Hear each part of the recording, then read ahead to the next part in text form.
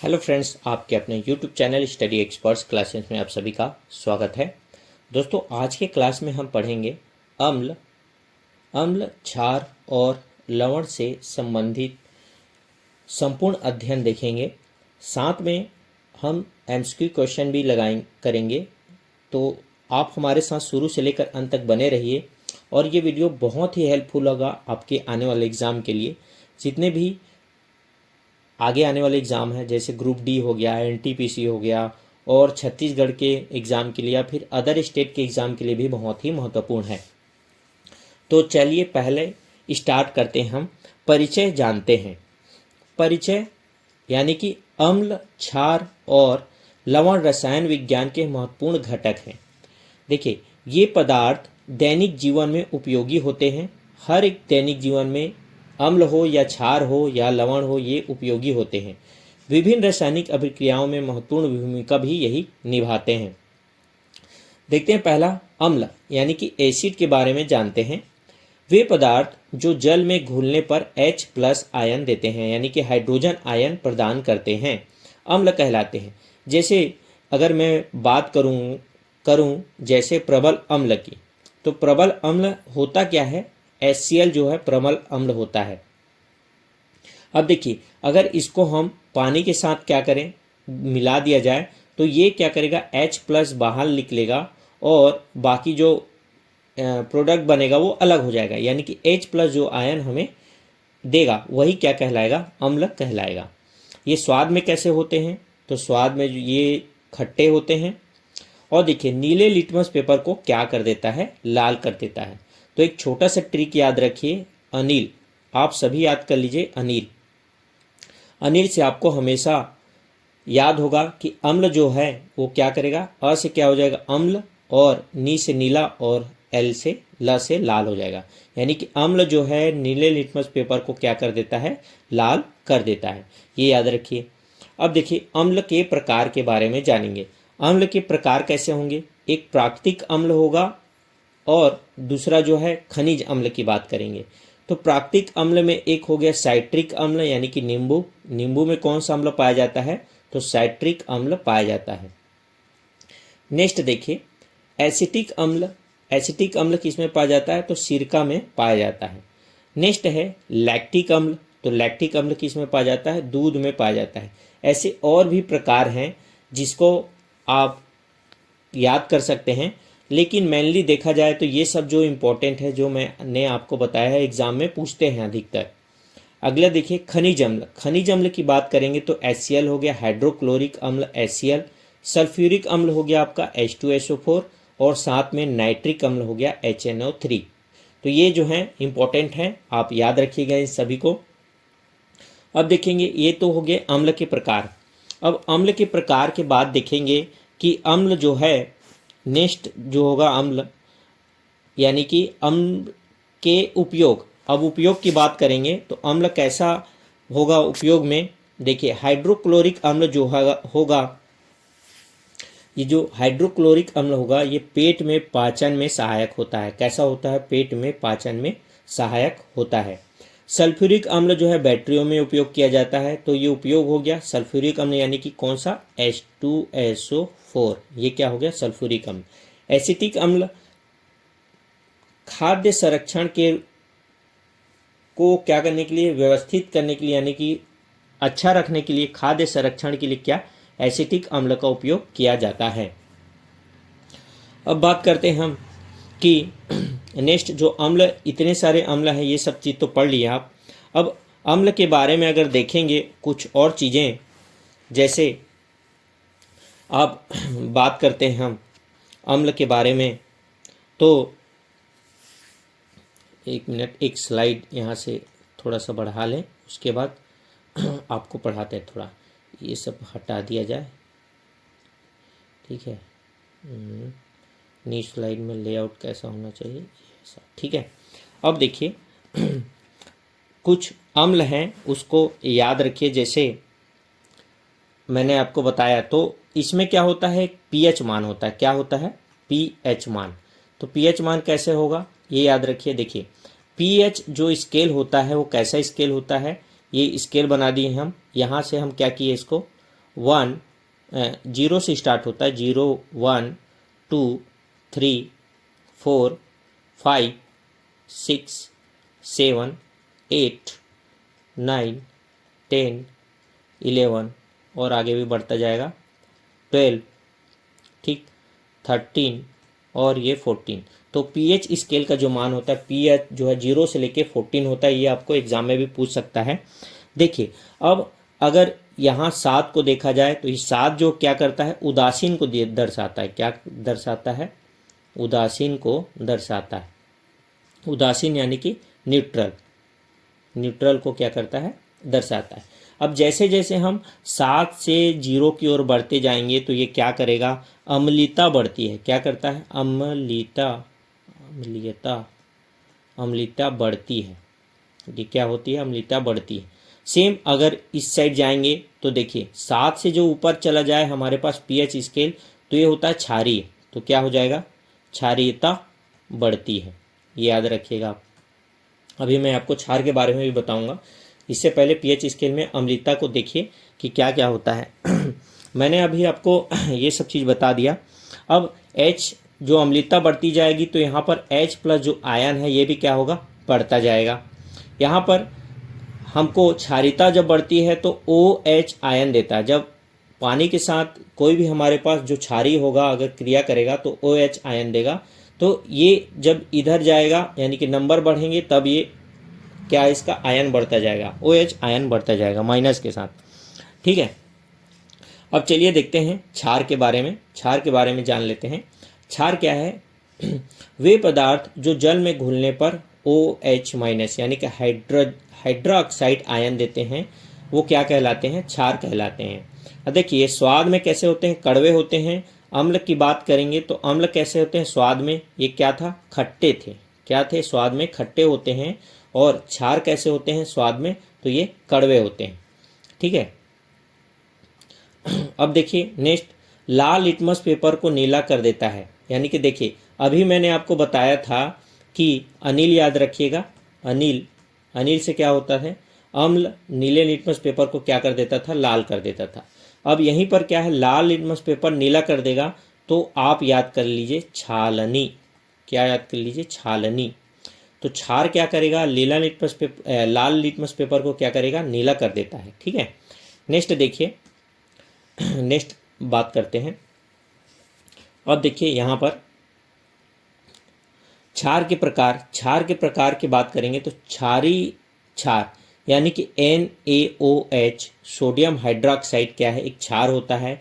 उसी तरह potassium hydroxide भी एक क्षार है। और अक्षम क्षार की बात करेंगे, दो तरीके के क्षार होंगे, क्षारीय क्षार और अक्षम क्षार।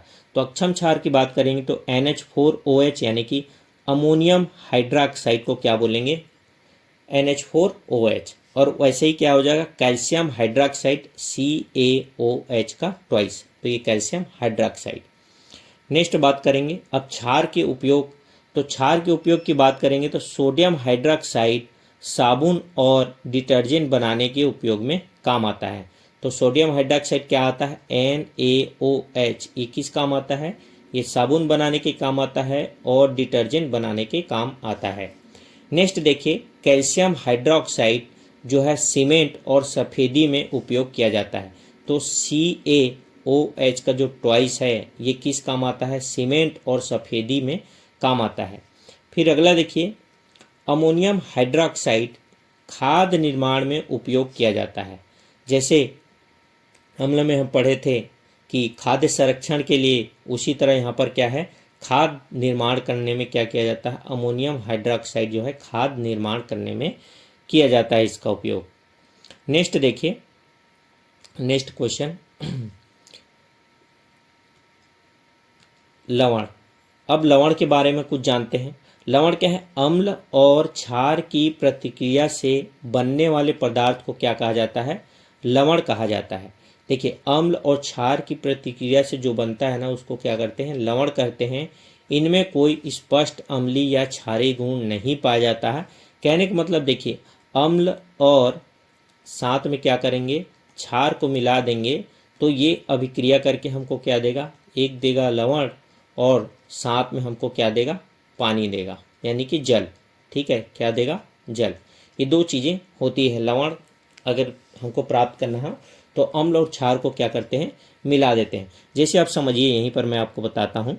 ठीक है, देखिए थोड़ा सा कलर चेंज कर लेते हैं इसका। देखिए अम्ल क्या हो गया, HCl हो गया, और क्षार हो गया NaOH। ठीक है, अब देखिए यहाँ लवण बनेगा तो क्या बनेगा, NaCl बनेगा। यहाँ से Na हो गया और यहाँ से Cl बन गया तो NaCl हो गया। बाकी जो बचा वो क्या है हमारे पास, पानी, यानी कि क्या है, H2O। तो यही क्या है, लवण और पानी हमें देता है। अब लवण के प्रकार देखिए।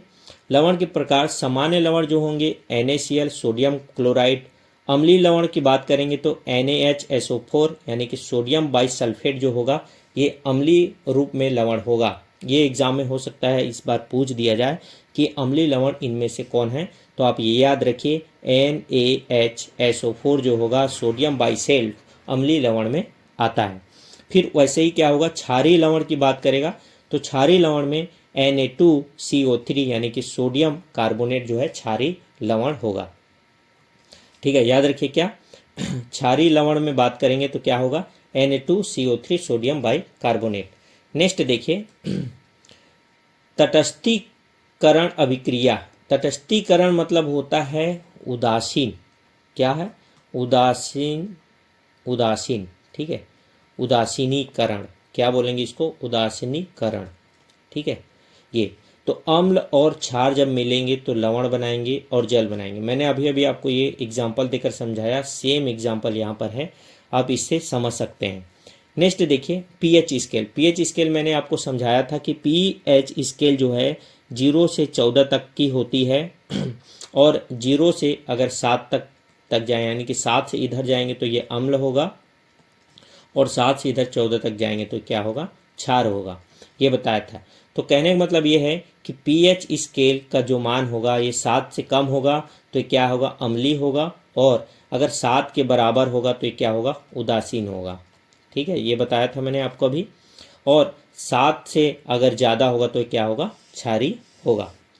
नेक्स्ट देखिए, कुछ इसमें हम आपको बता दें कि पीएच स्केल की वैल्यू किस में क्या क्या होती है, ये थोड़ा सा समझ लेते हैं। ठीक है, जैसे कि अब हम आपको बताते हैं, जैसे मान लीजिए पीएच स्केल की वैल्यू देखेंगे। सबसे पहले अगर बात करेंगे नींबू, तो नींबू का जो पीएच स्केल की वैल्यू होगी, नींबू की जो पीएच स्केल की वैल्यू होगी वो होगी 2.2 से लेकर 2.4 तक। ये नींबू का हो गया, ये याद रखिए नींबू का। साथ में देखिए पहले नंबर ये हो गया। दूसरा देखिए सिरका। सिरका का जो पीएच मान होता है ये होता है 2.4 से लेकर 3.4 तक, ये याद रखिए। नेक्स्ट देखिए थर्ड, शराब। शराब का जो पीएच वैल्यू होता है ये होता है 2.8 माइनस 3.8। फोर्थ देखिए, फोर्थ में ये है टमाटर का क्या, टमाटर जूस। क्या ले लें, टमाटर जूस। तो टमाटर जूस में जो पीएच वैल्यू होता है ये 4 से लेकर 4.4 तक होता है, याद रखिए। ये देखिए जितने भी पीएच वैल्यू बता रहा हूँ ये बहुत ही इंपॉर्टेंट है आपके एग्ज़ाम के लिए, याद रखते जाइए सब। एग्ज़ाम में हो सकता है पूछ दिया जाए आपसे। पांचवा देखिए बियर। बियर का जो पीएच वैल्यू होगा ये होता है 4 से 5 के बीच में। फिर छठवा देखिए, छठवा कॉफ़ी। कॉफ़ी का जो पीएच मान होगा ये होता है 4.5 से लेके 5.5 तक। ठीक है, नेक्स्ट देखिए इसके बाद सातवां, सातवें में हाँ बात करते हैं सातवां। ठीक है, तो सातवां ये है कि मानव मूत्र। किसमें, ये बहुत इंपॉर्टेंट है, याद रखिए, मानव मूत्र। तो मानव मूत्र का जो पीएच वैल्यू होता है ये होता है 5.5 से लेकर कितने तक, 7.5 तक। एट देखिए, आठवां देखिए, ये होता है मानव का जो है लार। जो मानव लार देखिए है ना, मुंह में जो आता है लार, वही क्या है, मानव लार। तो इसका जो pH वैल्यू होता है 6.5 से लेकर 7.5 के बीच में होता है। ठीक है, नेक्स्ट देखिए नौवां होता है मानव रक्त। देखिए मानव रक्त बहुत ही मोस्ट इम्पोर्टेंट है, ये बहुत सारे एग्जाम में पूछ चुका है। तो मानव रक्त जो होता है इसका pH वैल्यू जो होता है ये होता है 7.3 से लेकर 7.5 के बीच में होता है। ठीक है, नेक्स्ट देखिए 10वां का जो pH मान वैल्यू है वो है दूध। तो दूध का जो pH वैल्यू होता है ये होता है 6.4 से लेके 6.9 तक। 11 देखिए 11 में ये है मिल्क ऑफ मैग्नीशिया। क्या बोलेंगे? Milk of magnesia. तो मिल्क ऑफ मैग्नीशिया का जो pH वैल्यू होता है ये होता है आपका 10.4 से लेकर 10.5। ठीक है, इसी के बीच में होता है। 12 देखिए 12 में होता है कास्टिक सोडा। तो कास्टिक सोडा की बात करेंगे, कास्टिक सोडा तो कास्टिक सोडा का जो pH वैल्यू होता है ये होता है 13 से लेके 14 के बीच में, या 13 या 14 भी बोल सकते हैं। फिर एक क्वेश्चन होता है HCl यानी कि अमाशय का जो अम्ल होता है वो HCl होता है। यहाँ लिख दीजिए अमाशय का अम्ल जो HCl होता है इसका pH वैल्यू होता है 1.5 से लेकर 3 तक। नेक्स्ट देखिए बैटरी का अम्ल। बैटरी में जो अम्ल होता है ना, बैटरी में अम्ल जो होता है इसका pH वैल्यू होता है 0 से लेके 1 के बीच में। तो इतनी सारी जो है pH वैल्यू है जो आपके एग्ज़ाम के लिए बहुत ही इंपॉर्टेंट है। ये तो आप याद रख लीजिए, अगर याद नहीं हो रहा तो स्क्रीनशॉट लेकर भी रख सकते हैं। थोड़ी सी राइटिंग अच्छी नहीं है बट याद करने लायक है कि आप याद कर लें। तो अब ये सब चीज़ तो पढ़ ली हम। अब लास्ट हम ये देखेंगे कि इसका निष्कर्ष क्या निकलता है। निष्कर्ष ये है कि अम्ल, क्षार और लवण रसायन विज्ञान के मूलभूत घटक हैं और साथ में ये देखिए ये दैनिक जीवन और उद्योगों में बहुत ही महत्वपूर्ण भूमिका निभाते हैं और प्रतियोगी परीक्षाओं में इनमें संबंधित प्रश्न बहुत सारे पूछे जाते हैं। तो ये निष्कर्ष है आपके एग्ज़ाम के लिए बहुत ही इम्पोर्टेंट है। यहाँ तक देखने के लिए आप सबका बहुत बहुत धन्यवाद, है ना। कि अगर कोई प्रश्न हो तो आप एक कमेंट बॉक्स में कमेंट करके पूछ सकते हैं और ऐसे और वीडियो के लिए आप हमारे चैनल को सब्सक्राइब कर सकते हैं, लाइक कर सकते हैं। दोस्तों और भी क्वेश्चंस हैं, देखिए अगला है जो विभिन्न पदार्थों के pH मान है। मैंने आपको बताया था, इससे पढ़ लीजिए और ये नॉर्मल है ना, ऐसे ही आप ये इसको याद रख लीजिए जो मैंने आपको बताया है अभी pH वैल्यू। ठीक है, ये वाला ये आप याद रखिए, सबसे इम्पोर्टेंट यही है। कुछ महत्वपूर्ण प्रश्नों को देख लेते हैं, जैसे अम्ल क्या होते हैं। जो पदार्थ H+ आयन प्रदान करते हैं वो क्या कहलाते हैं? अम्ल होते हैं। जो क्षार क्या होते हैं? तो OH आयन प्रदान करते हैं वो क्या करते हैं? क्षार कहलाते हैं। लवण कैसे बनते हैं? तो अम्ल और क्षार की जो प्रतिक्रिया होती है उससे क्या करते हैं? लवण बनते हैं। नेक्स्ट देखिए HCl का pH मान क्या होता है? तो HCl का pH मान लगभग 1 से अधिक होता है। मैंने अभी बताया है ना कि इसका pH मान कितना होता है। तो HCl का जो pH मान होता है 1.5 से लेकर किसके बीच में? 3 के बीच में होता है। ठीक, pH स्केल क्या दर्शाते हैं? तो pH स्केल जो है किसी पदार्थ को अम्लीयता और क्षारीयता को मापने का काम करता है। नीला लिटमस पेपर लाल कब होता है? देखिए मैं बताया था नीला को लाल करना है तो छान, है ना, नीला को लाल करना है तो क्या हो गया? अम्ल हो जाता है। ठीक है, नेक्स्ट है कौन सा लवण खाने के नमक के रूप में उपयोग किया जाता है? तो NaCl। साबुन का pH मान कितना होता है? तो साबुन का जो pH मान होता है 9 से 10 के बीच में होता है और ये क्या होता है? क्षारीय होता है। नेक्स्ट देखिए कौन सा अम्ल पेट में पाया जाता है? तो HCl जो अम्ल है ये पेट में पाया जाता है। नेक्स्ट है महत्वपूर्ण प्रश्न के लिए, देखिए pH स्केल की सीमा क्या होती है? तो 0 से लेकर 14 के बीच होती है। मैं बताया हूँ जितने भी क्वेश्चन हैं उसका ये वन लाइनर क्वेश्चन है जो मैंने आपको बताया उसी का। इसको इसलिए रखा गया हूँ क्योंकि इसलिए रखा गया है क्योंकि आपको रिवीजन हो जाए।